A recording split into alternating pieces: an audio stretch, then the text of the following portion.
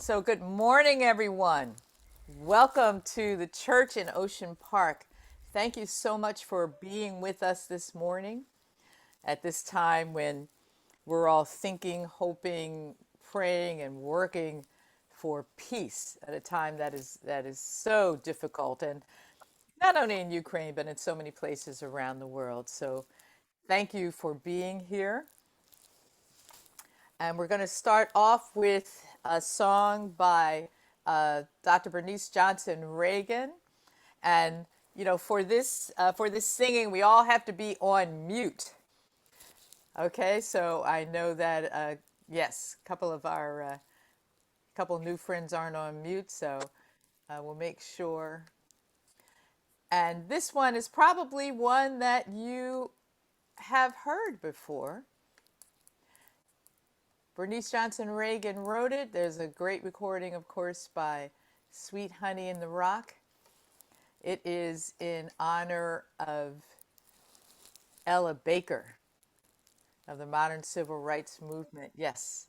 So it is, they call it Ella's song, but so many people call it We Who Believe in Freedom Cannot Rest Until It Comes. So I think the words are in the chat. And even if you don't get all the words, please feel free to sing the chorus as we go along. We who believe in freedom cannot rest. We who believe in freedom cannot rest until it comes. We who believe in freedom cannot rest. We who believe in freedom cannot rest until it comes. Sing that with me now.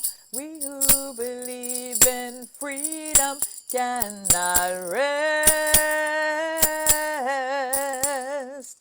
We who believe in freedom cannot rest until it comes.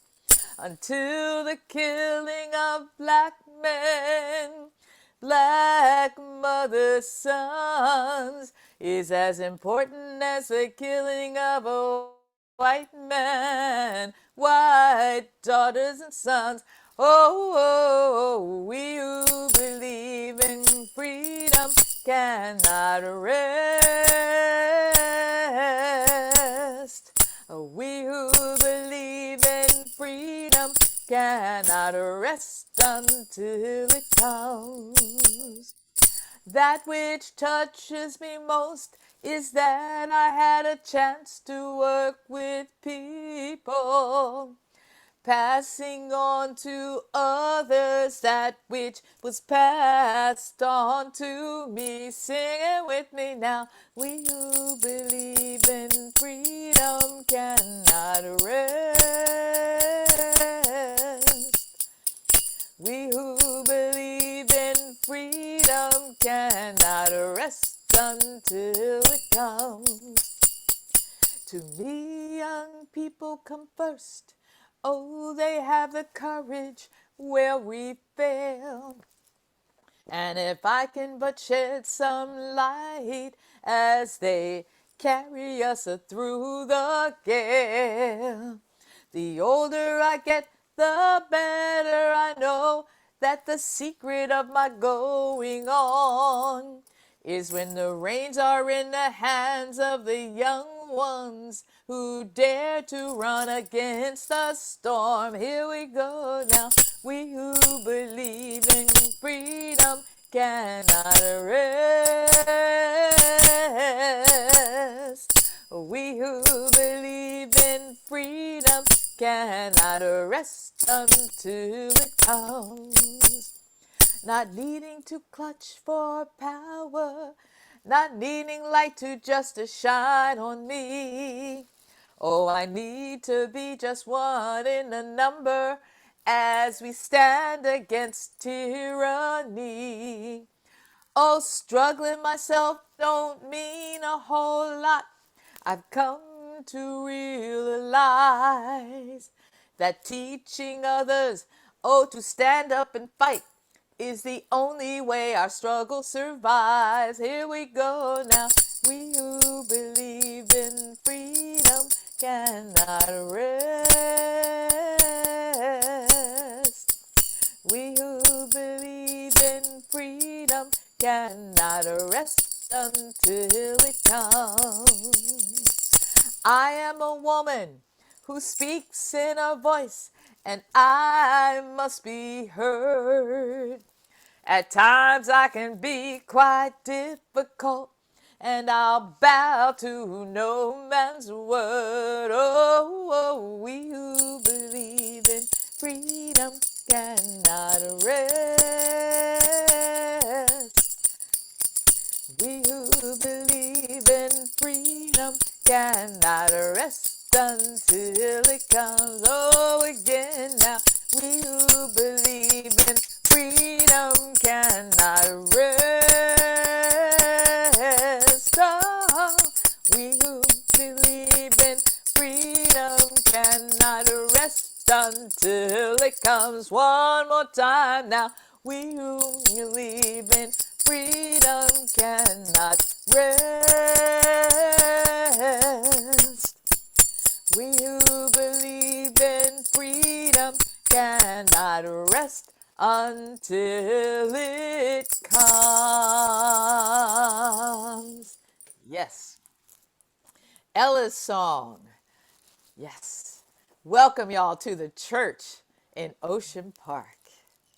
Thank you so much. I love that song. It is so beautiful. I'm Trudy Goodwin, and I want to welcome you to the church in Ocean Park. So you might be wondering if this is your kind of church, if you are welcomed here. And I'm here to tell you that as an interfaith church, you are welcome if you are Jewish or if you're Muslim, Ifa, if you're a spiritualist, Wiccan, Buddhist, Christian, atheist, or some other combination or something altogether different. We extend a special invitation to those who are single, married, divorced, gender nonconformists, filthy rich, or living on the edge. We extend a special invitation to those who are crying newborns, or just browsing, or just woke up, or just got out of jail. We don't care if you're more religious than Desmond Tutu or haven't been to church since your nephew's baptism. We extend a special invitation to those who are over 60 but not grown up yet, and to teenagers who are eager to grow up. We invite yoga practitioners, line dancers, nature lovers, latte or green tea sippers, vegetarians, and junk food eaters. We invite those who are in recovery and those dependent on substances just to get through the day. We invite you if you're having problems and down in the dumps or anxious to share your wisdom with others. We welcome those who like organized religions and those who don't. We offer a special invitation to those who work too hard, can't spell, or landed here because they're bored with staying at home and just heard about this lovely, strange church. We invite those who are inked, pierced, or both. We offer a special invitation to those who could use a prayer right now, or lifting up, or had religion shoved down their throat as a kid. We invite tourists, seekers, and doubters. And we invite you. Welcome to the church in Ocean Park. Thank you. Thank you, Trudy. I also welcome you. I'm the Reverend Janet Gollery McKithen, and I know we come here with different things on our minds. Many of us are thinking right now about the people in the Ukraine and about Russia, all on our minds and hearts this morning. You might be feeling sad, angry, or confused, hopeless, frightened, all kinds of emotions, and we take all of those in this community together this morning. I encourage all of us to be vigilant.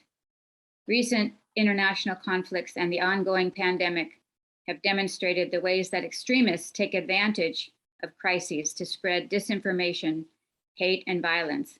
In this case, the longstanding ties and mutual admiration between Putin's government and the American far right are cause for increased vigilance. In other words, just be aware of how this crisis is going to be used to divide us even further.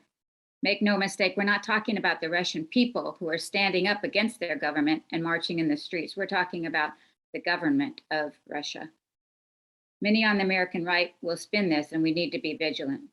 There's a lot to say and to unpack about the situation in the Ukraine, and there is a prayer meeting tonight, an interfaith prayer meeting tonight at 6 o'clock, led by the Baha'i community, and I'm also hosting a time of debrief for any in the community who would just like to talk about it at 10 o'clock on Tuesday. If you are interested, please put a note in the chat and we will contact you with more information. But there is a lot to say about that. However, this is Black History Month, and the issues behind what's happening in the Ukraine and Black history are not separate issues. They stem from the same root causes and are strengthened by many of the same people. During Black History Month at church in Ocean Park, we have been blessed with a multitude of riches. We kicked off our month with Pastor Q from Skid Row. Our second week was Reggie Harris and Dr. Kim Harris about the Legacy Project, which is going to be Church in Ocean Park's next road trip. Last Sunday, our friend TJ Robinson was here, and this morning our friend Harold Weston is here, back again after 4 or 5 years ago when he came in person to be on a panel with other Black Panthers and an incredible artist, which Ayana hosted for us. We are honored that Harold is back with us this morning. We begin with a Tiknafon Chant to center ourselves, so we take a deep breath and we sing, I have arrived, I am home, in the here and in the now, 3 times. I have arrived, I am home, in the here and in the now. I have arrived, I am home, in the here and in the now. I have arrived, I am home, in the here and in the now. Welcome to the church in Ocean Park. Good morning. I'm so grateful to be here. And thank you, Reverend Janet, for that beautiful chant. I also have put the Interfaith Prayer today that everyone is welcome to join. It's at 5 o'clock in the chat. And so I have a newly composed civil rights song to add to the service today. And I'd also like to offer this song up from Black History Month to our brothers and sisters in the Ukraine. And this song is Blackbird. Blackbird singing in the dead of night. Take these broken wings and learn to fly. All your life, you were only waiting for this moment to arise. Blackbird singing in the dead of night. Take these sunken eyes and learn to see. All your life, you were only waiting for this moment to be free. Blackbird fly, Blackbird, fly into the light of the dark black night. Blackbird singing in the dead of night. Take these broken wings and learn to fly. All your life, you were only waiting for this moment to arise. You were only waiting for this moment to arise. You were only waiting for this moment to arise. Blackbird, fly. Welcome. That was a beautiful song. Thank you, Kathleen. All of the songs this morning are just beautiful. It's wonderful to see everyone's face this morning. And I am at pleasure of welcoming Mr. Harold Welton. And I'd like to say a few words before we get him started. Harold was 15 years old in high school when his sister gave him the autobiography of Malcolm X. He started to read it, and all he could learn about was our people, Black people, and people who fought against injustice. He became a rebel in high school. In 1967, there were revolts all across America. The face of that movement was 8-Trap Brown and Stokely Carmichael for Harold, and also for my father as well. Harold joined the Black Panther Party in 1969, and he worked as an apprentice under Bunchy Carter, the Free Clinic, and he served in the Free Breakfast Program, and he sold the Black Panther Party newspaper as well. Before joining the party, Harold was a member of the Los Angeles chapter of the Student Nonviolent Coordinating Committee, also known as SNCC. Later, the Student National Coordinating Committee. In addition, he was a member of the East Los Angeles College, BSU, from 1969 to June 1971. And in August of 1971, after Harold left the party and after attending the memorial service for Field Marshal George L. Jackson, a close comrade, Donald Crump, Harold decided to continue organizing for freedom and liberation. With other freedom liberators, fighters, he attended and he founded an organization called the Jonathan Jackson Educational Cadre, which was organized in the community he grew up in, the Avalon Gardens Project. Currently, Harold is working with an organization called Black August Los Angeles and the Coalition to Free Rochelle Maggi. Forgive me if I'm not saying it right. So you may have seen a picture of Harold with my father, Gil Parker. Harold says that my father is one of his heroes. He was also one of my heroes. The second photo is of Harold and others. These are men that he was raised with. And in addition, some of these men were also a part of the BSU at the East Los Angeles College and also members of SNCC. Harold has a documentary. It's called Jackson, Not Just a Name, and an upcoming documentary, The Liberation of Fremont High. He does have a trailer available, and I'm sure he can share more about you. I've seen more of it with you. I've had the pleasure of seeing the trailer, and it's wonderful. So I would like to please help me with reintroducing Mr. Harold Welton. Thank you, Anna. Yeah. And thank you, Ocean Church. I would like to start off by saying I want to give love and respect to the martyrs, political prisoners, members of the Black Panther Party, rank and file. Their fighting spirit is unmatched, and I will never forget those that are organized in the Black Panther Party. Beverly Freeman, who is the wife of Roland Freeman, is online, and I have a tremendous amount of respect for her family, and her husband, rest in peace. He was in the 41st and Central shootout, as well as Gil Parker, Ayana's father, who was in the 41st and Central shootout, December 8th, 1969. The Black Panther Party, Southern California chapter founded by our apprentice Bunchy Carter. I, as well as my comrades, we organized in the party after the December 8th, 1969 shootout, though Beverly was organizing before that. What I really, really cherish and honor about the Black Panther Party, they were boots on the ground organization. Not only did they talk, they did. As we used to say back in the day, we have to organize block to block, street to street, city to city, national and international, and they were. I worked in the free breakfast program, which I loved.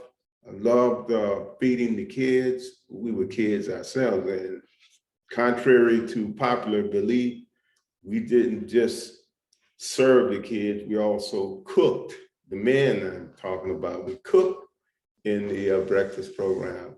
And I love the program. I love seeing the children and feeding them and then getting them off to school on time. The free clinic that we worked in, it was like the first free clinic in the Black community. One of the things that they innovated during that time, we're talking about 1970, they innovated pap smear tests and other tests that were not given to poor Black and brown people in that community at the time. The clinic was located on 32nd and Central. Meeting different people in the Black Panther Party, Roland Freeman, Wayne Farr, who I went to the elementary school with. We used to call him Billy. Paul Red, who I went to elementary school with. We used to call him Red.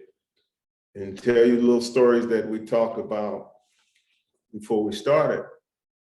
Paul Red and Wayne, as I said, we went to South Park Elementary School together. Well, in the 5th grade, they had the what do you want to be when you get older type thing, right? So I got up and did my paper, right? I want to be a baseball player. I have a coach who's a great coach, Ernest Kirkwood, Beverly's brother. And I like Roberto Clemente, and I want to be like him and Willie Mays, and all of that, right?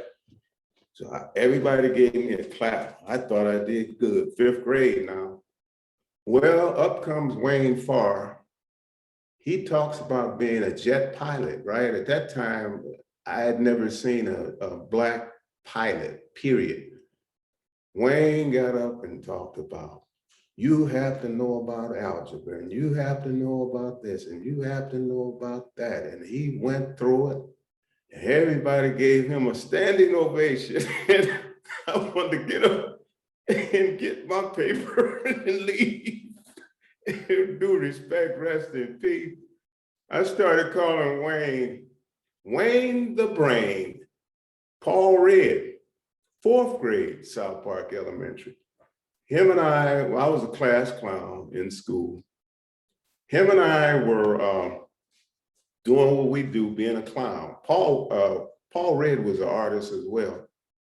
And the teacher told us, okay, get in the corner and face the wall. All right, so the clown, me, I continued to be a clown. And the instructor told me to stand on one leg. Someone said they can still do that. I don't know, but I had to stand on one leg for about 30 minutes, right? So that is vivid in my mind with Paul Red. Like I said, Paul and Wayne, as well as Roland, were involved in the 41st and Central shootout. They are my heroes, always will be. All of those that were in that building, December 8th, 1969, those are my heroes. I mean, if you were not around during that time, the bravery, the foresight, the integrity of how they defended themselves was beyond belief. We have to understand that this was 4 days before Chairman Fred Hampton and Mark Clark of the Illinois chapter of the Black Panther Party were martyred. December 4th, 1969. Chairman Fred was drugged, and this is not conspiracy related. This is on paper. The FBI, their counterintelligence program, COINTELPRO, orchestrated the martyrdom of Fred Hampton and Mark Clark. So 4 days later, first time special weapons and tactics, SWAT, was ever used, 4:30 in the morning, to serve search warrants on people who they could have gotten with the heavy surveillance on the Black Panther Party members. They could have gotten these people on the streets, right? But they didn't. They came at 4:30 in the morning, and they came in shooting, and the members of the Black Panther Party shot back. Had they not shot back, they wouldn't have survived. I think a year and a half later, their trial came about, and all of them, they were charged with things like conspiracy to murder, attempted murder, etc. Where they were cleared of all those charges. The jury did not deliberate long. The only thing, maybe 2 or 3 of them were charged with, was the possession of illegal weapons. Had they not had them weapons, they might not have survived. So I will never forget that day standing on what was then Santa Barbara and Central, now King and Central. And we didn't know who was in the building at the time. It just to me, that was like being 19 at that time. That was like unbelievable. So the Black Panther Party is always in my heart, based on their work, based on their integrity for the most part. And I would like to say there are still political prisoners that were in the Black Panther Party who are still in prison to this day. And finally, on the Black Panther Party, in early 1968, J. Edgar Hoover, who was the head of the FBI at the time, developed a program in 1956 called COINTELPRO, Counterintelligence Program. Anybody that spoke above a whisper was in their crosshairs, right? Well, in 68, early 68, J. Edgar Hoover said that the most dangerous threat to America's internal security was the Black Panther Party. Their most nefarious program, dig this, is the Free Breakfast Program. So they went about dismantling the organization, killing people. What was part of the COINTELPRO to neutralize? Well, what does neutralize mean? Neutralize means to kill somebody. So they went about the business of doing that based on the fact that the Black Panther Party was very effective, not perfect, but very effective in reaching the hearts and minds of Blacks, browns, white, all freedom-loving people. And that was the Black Panther Party. Well, that still is the Black Panther Party. And that spirit still lives. And again, all the martyrs, all the rank and file leadership, political prisoners, love and respect to them. I'll never forget them. And they are my heroes and sheroes based on their work, based on their integrity, based on their courage. Did you want me to continue on? I have 4 daughters and they tell me I talk too much. No, continue on, Harold. Continue on. Talk about, the work that you're doing right now. Okay. Thank you, Ayana. The Coalition to Free Ruchell Magee formed in 2019. Backstory on Ruchell Magee. Ruchell Magee was born March 17th, 1939 in Frankington, Louisiana, which was a stronghold of activities for the Ku Klux Klan. At the age of 16, Ruchell Magee was accused of attempted rape of a 23-year-old married white woman. Now, this is Frankington, Louisiana, 1955. August. August of 1955 was also the year that Emmett Till was mutilated and tortured and killed in Mississippi for allegedly whistling at a white woman. So August 1955 was the year that Rochelle, at the age of 16, was accused of attempted kidnapping, and he was sent to Angola State Prison in Louisiana. He was the youngest, he was 16, the youngest person to ever be in Angola. Footnote on Angola, Angola was a former slave plantation. After being captured and doing 7 years in Angola, he was paroled to California. Well, 3 months later, Rochelle McGee was accused of kidnap and robbery of a friend, really, a dope dealer, for a $10 bag of marijuana. There has been testimony on which, at that time, testimony in terms of in defense of Black people in Los Angeles, even though we're talking about the land of the free, Los Angeles, right, was slim and none. There is testimony and evidence that, in fact, Rochelle knew this individual and they were competing for the same woman, right? So Rochelle was captured and beaten, and we suspect, the coalition suspect, we have to understand that when the police arrest you, they have your record, anything you allegedly did, it's there. And white woman, Louisiana, 1955, attempted rape. He was beaten, and we believe that the district attorney then prosecuted this case hard, like he or she did, because of what happened in Louisiana. So Rochelle was sentenced to life in prison, and that was 1963.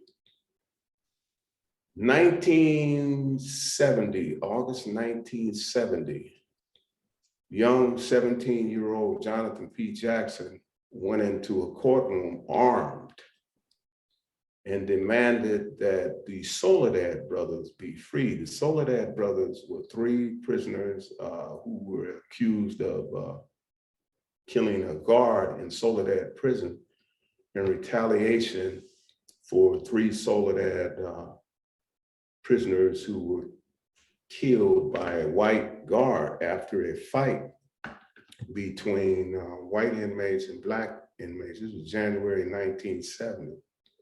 So Jonathan goes into court and he says, free the Soledad brothers by 12:30.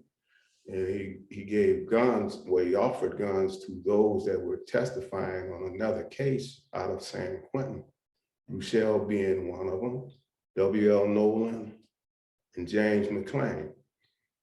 And they took people with them in terms of their escape, if you will, and hostages. So they got in a van and moved out of the parking lot in San Marin Court. And the San Quentin guards and the San Marin County sheriffs opened up on the van. They killed a judge, they wounded a district attorney and 3 jurors, and they martyred Jonathan Jackson, James McClain, and William Christmas. We have to understand that the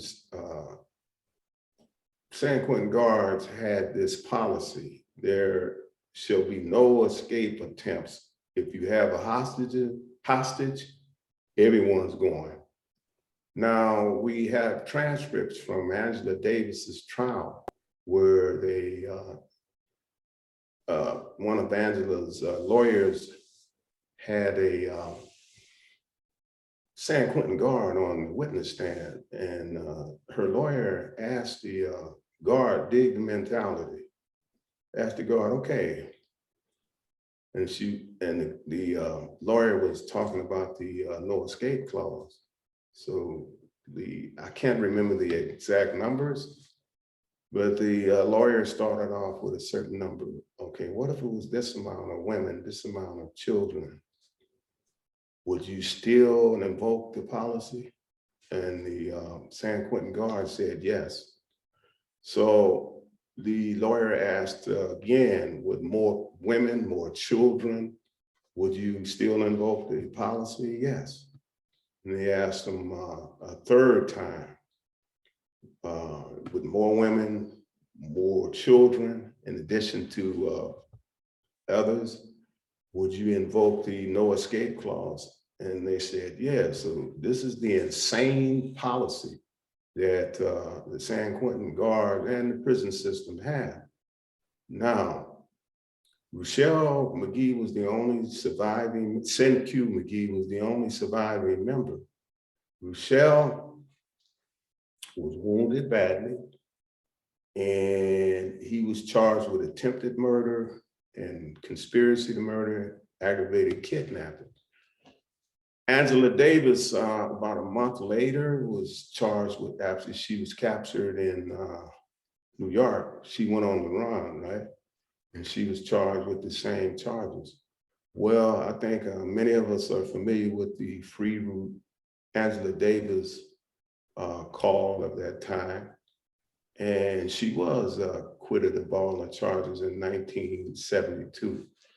We call Rochelle McGee the soldier left behind. Rochelle was, after 2 trials, Rochelle was acquitted of the major charges of conspiracy to murder and murder, but he was convicted of aggravated assault, aggravated kidnapping. But it was the type of conviction where his lawyers duped him into like, okay, if you plead guilty to the aggravated kidnapping, then the judge will do this and that. Well, Rochelle McGee, 51 years later, after August 7th, is still a political prisoner. Is a total of 58 years. March the 17th, he will be 83 years old.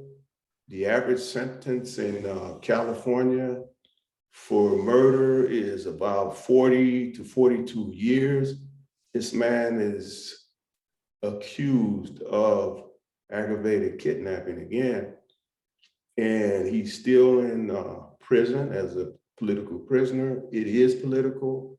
We have had 2 meetings with the governor's legal staff, and we always tell ourselves, Rochelle is doing time, so let's not mess up his case.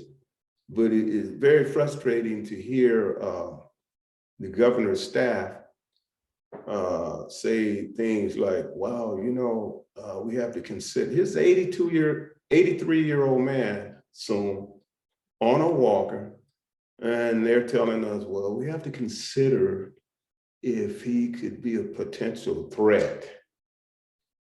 There are numerous people, high-profile cases where people who were charged with crimes of murder, et cetera, that are out of prisons, and he's still in. We also met with the district attorney of Los Angeles legal staff. This was last year, and we're having challenges with getting Rochelle McGee's files of his conduct in prison. But his spirit is still strong. He is still fighting, although we're trying our best to get him to, Rochelle, be fiery when you get out, And right now, our main thrust is build as much support as we can. Black Lives Matter gave us X amount of money, or giving us X amount of money to put up a billboard on Slauson and Overhill. And I think we're gonna finalize that sometime next week. In addition, we want people to call the governor's office and ask for clemency for Rochelle. And all that information is in our website, and it's on, I think we put it in the chat box. We want people to call the governor's office, and the hours for the governor, it's in the number is in the website. I want people to call the governor and ask for clemency for Rochelle McGee.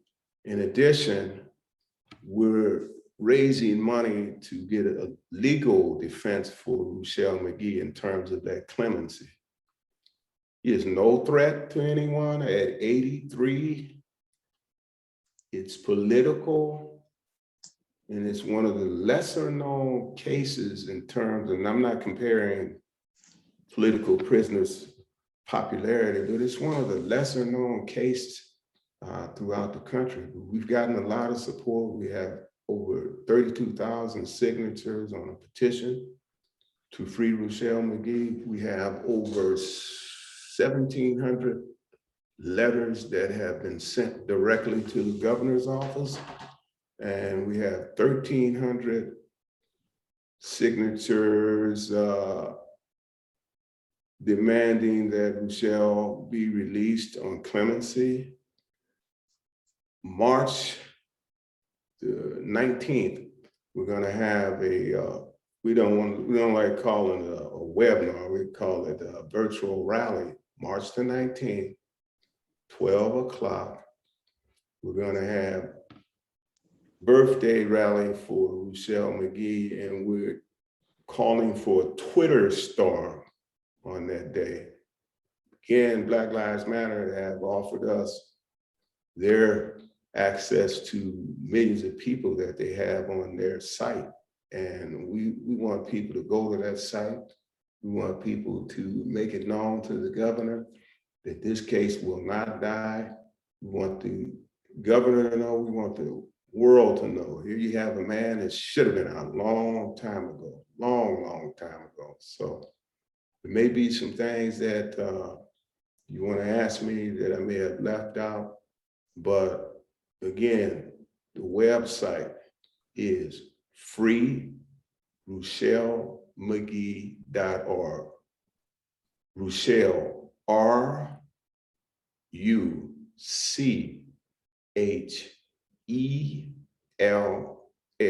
McGee, M-A-G-E-E, Rochelle McGee. I see my light come shining from the west down to the east.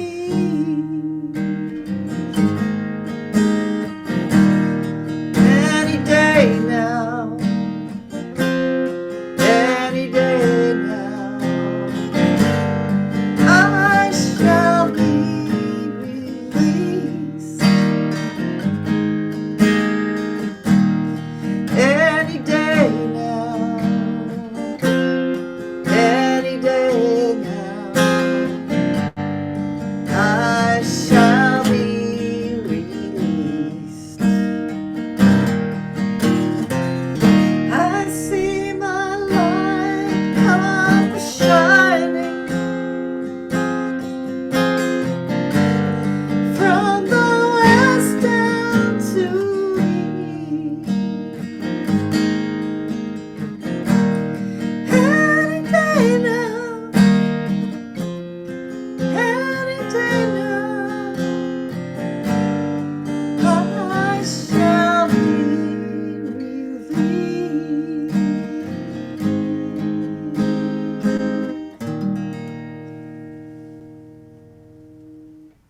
Thank you, thank you. You know, what's amazing in all of this when I deal with or have an opportunity to listen to a member of the Black Panther Party, I'm always reminded in my relationship with them, these were mere students. They were organizing tremendously in resources, but at the same time, they were students.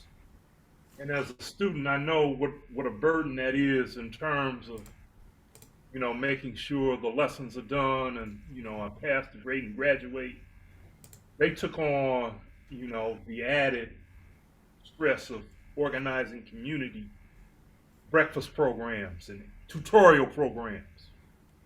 I am forever grateful to have witnessed something such as this.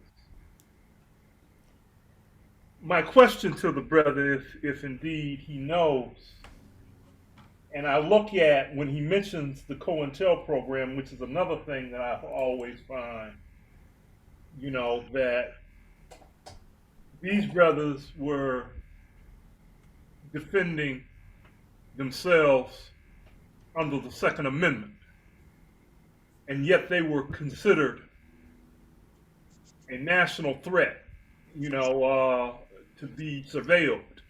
And I'm wondering when I look at the events of January 6th of last year and the prominent white organizations, that have indeed more or less not just threatened, but have more or less gone after elected officials. I'm wondering specifically if there is I guess you could say, awareness to hold the administration accountable under the same guise that the FBI used in targeting the Black Panther program or Black Panther Party to look at the Proud Boys, the Oath Keepers, and these various other militia rights groups within that suggestion. If he could, more or less comment to that, because as much as I see it, I'm wondering, am I alone in thinking of that and holding, these current party administrators accountable? Yeah, indeed, the oath takers and all the other takers are, though not like the Black Panther Party, the oath takers and these Nazi groups are anti-Black, brown, anybody that has freedom on their mind. This is true. In 2016, there was a memo that went out after some police officers were killed in Dallas, Texas. And they talked about the fact that there are Black extremists out there and we have to watch them. They're very, very, very dangerous and we have to deal with them, right? Well, here we have individuals, January 2021, who tore up the Capitol, the founding fathers, if you will, their house built by slaves, tore up the Capitol. In one case in particular, I always say the time that they're getting is like wino time, like we used to call it in the county jail, wino time, hate to use that word, but like 2 or 3 days to dry out, right? This is one case in particular, this individual that was involved in the January 6, 2021 takeover. He was complaining to mommy, if you will, that he's a vegetarian and they're serving me meat and this and that. So mommy gets on the news waves and complained about the fact that her son is a vegetarian and they're feeding him meat. You dig? Now, use this one example I can think of that happened to me when I was 20 years old. I was in the county jail. I was in a cell. There's only 2 cells. It was a wayside so-called honor rancho. I was in a cell in the hole for 20 days, right? And the police was waking me and another who happened to be white, waking us up every hour on the hour. Imagine that for 20 days, right? Well, the food we got are what they call jute balls. It was like allegedly all the food that they didn't use, they mixed it into a concoction and they fed it to us with a cup of coffee for my 20 days, once a day. So yeah, indeed, these right-wing homegrown terrorists are being handled with kid gloves as if, oh, well, they made a mistake and Trump is right. And we have to look at that situation. As a matter of fact, on the other wing of the government, they don't really go into depth about the situation with these oath keepers, right keepers, whatever keepers they are. So no, when they moved on the Black Panther Party in particular and revolutionary organizations in general, they moved with a vengeance. They were swift. There was no mercy. There was no, oh, well, and they kind of made a mistake. And we look at, again, Rochelle McGee, 58 years, right? We look at H. Rap Brown, Jamil Alameen, over 25 years. We look at the political prisoners across the country, 40, 50, 60 years still in prison. And so, and you have two white political prisoners, can't recall their names right now. They were progressive, revolutionary, and they're still in prison. So yeah, right, they didn't deal with the Black Panther Party that way. They deal with the Black Panther Party like J. Edgar Hoover talked about. I hate to mention that, man. But anyway, right, America's most dangerous threat is the Black Panther Party, and the most nefarious program that they have is a free breakfast program where the Panthers were free feeding kids. Yeah, so it is quite strikingly different. Claudia. Thank you, Harold. I just want to tell you, this has been a really, can you hear me? Yes. I thank you so much for giving us exposure to a firsthand narrative from the past, and then as you carry it into the present. Craig sort of took things where my mind was, you know, wanting to connect the dots between the past, the present, and then the white supremacy, you know, extremism. And the message that I feel compelled to deliver, as though, and I don't even know why I feel like it should be something a message that I should deliver. But the start of this war by Putin is obviously a very disturbing thing. And but there's a book that has been written that I think speaks to it, that it's called the Year That Broke America. It's like so many things happening that you almost can't deal. And then I heard OAC asked what kind of country she thought we would become if we didn't deal with voters' rights and that kind of thing. And she said, we'll become more like ourselves. It's like there's not another country, it's us. And so I guess my message, or how I'm dealing with my own self, or this community that we're part of, where the emphasis has been on anti-Black racism, I feel like there's a through line, and people want to be involved. They want to attend to what we need to attend to. And it's like just another thing came up.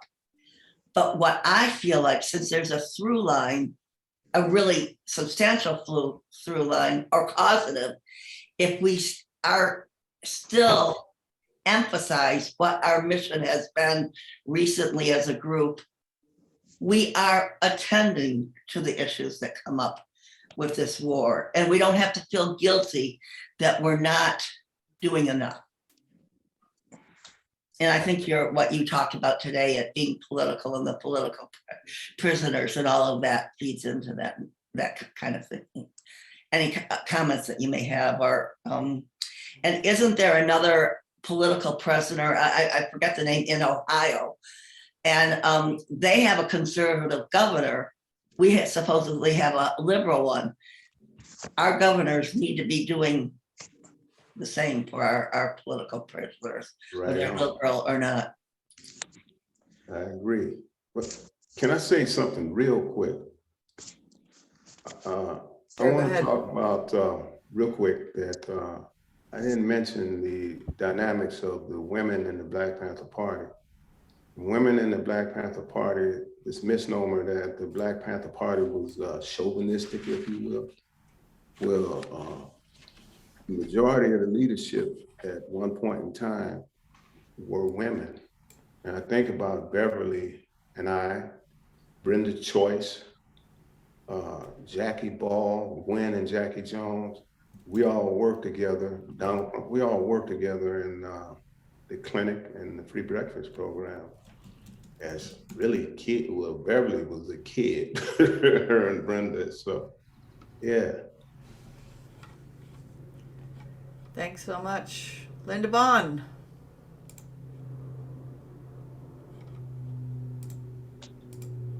Thanks. I just really appreciate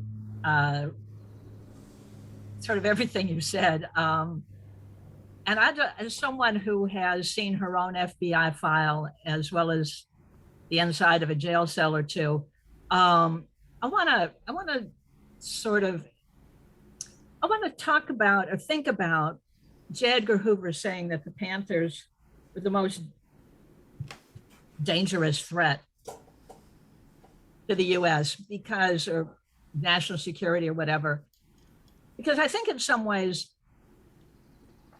in a good way, that was true. I think the principled fight against racism is the most dangerous threat to American capitalism. Right. Right. And so, being a threat, is a badge of honor and something to embrace, because the system has got to go. Well, I agree 100%. The Black Panther Party was very effective. Yeah, they were a threat to capitalism and colonialism, imperialism. Yeah, they were effective.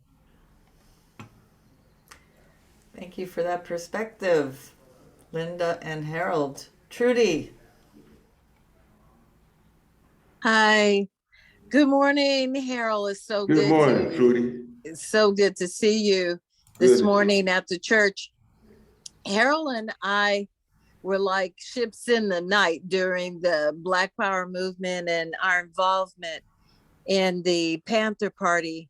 I left right at the beginning of January of 1969 to have my daughter.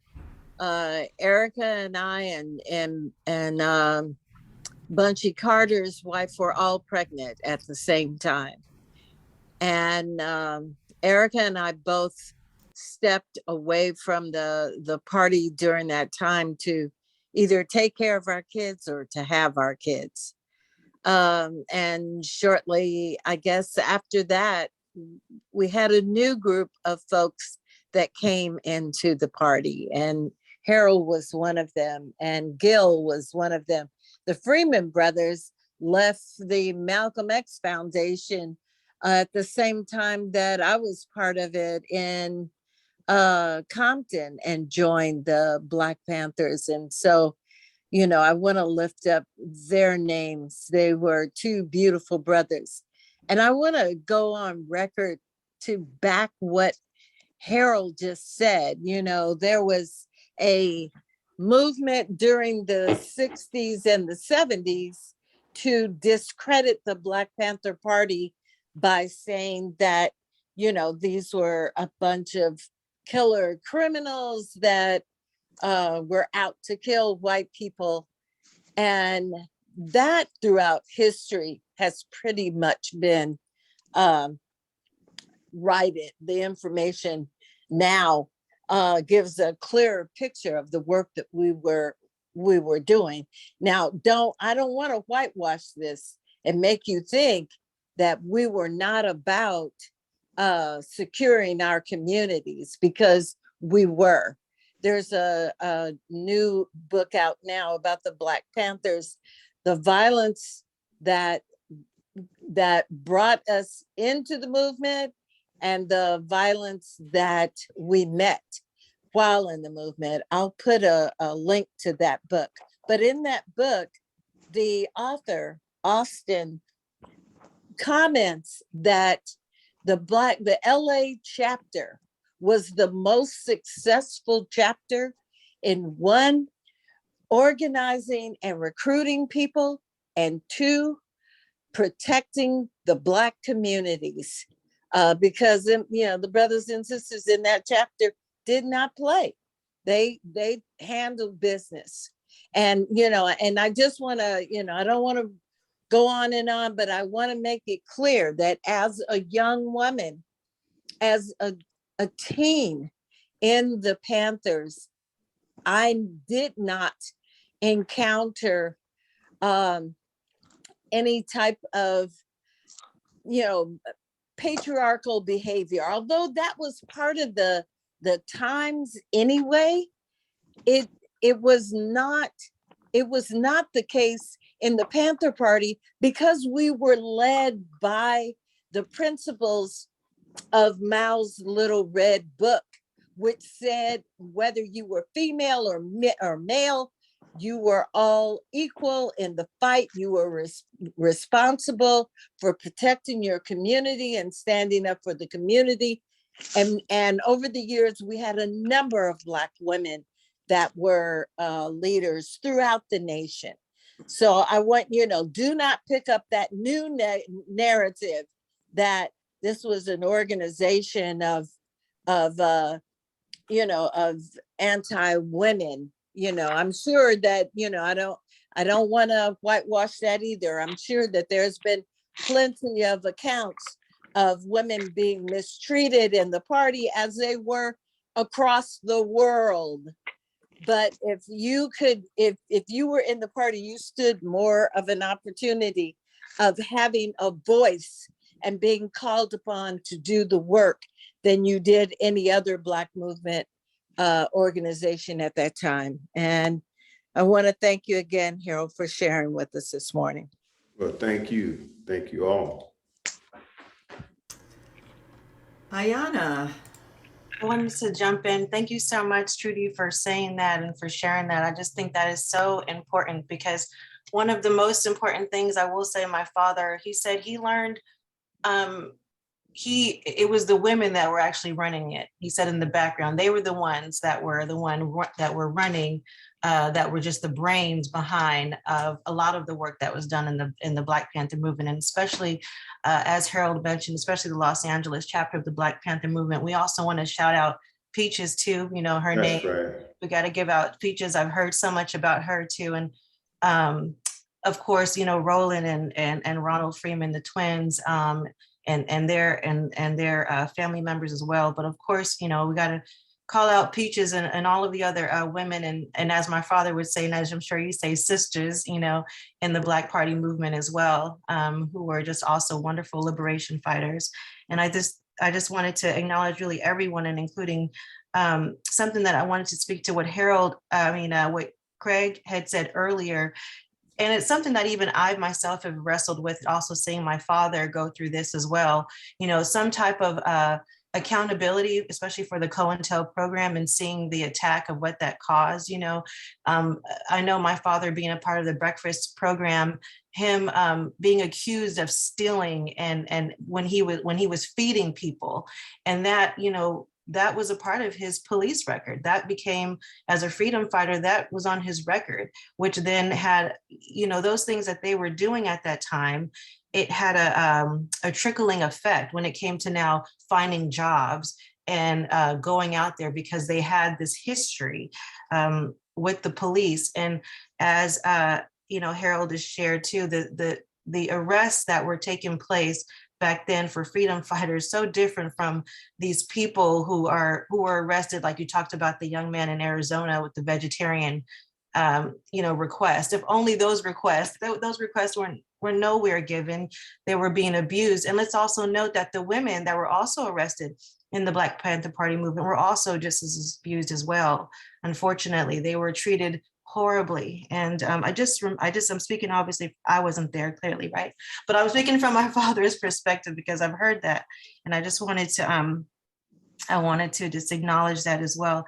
And I also wanted to just point out, Harold, that your work with SNCC as well. I know we're kind of running short on time, but you also worked with SNCC, and I think that's important to recognize as well, because those are students who were very active in this movement as well. There are many different partnerships, and I know you were largely a part of that as well. So thank you.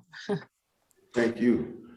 I just want to say that 41st and Central again, there were two women, Peaches, I think Sharon Matthews, they were in the building that day.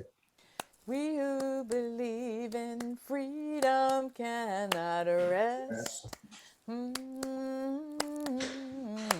We who believe in freedom cannot rest until it comes. Oh, we who believe in freedom cannot rest. We who believe in freedom cannot rest until it comes. Sing again now. We who believe in freedom cannot rest. We who believe in freedom cannot rest until it comes. And yes, we are not resting. Ah.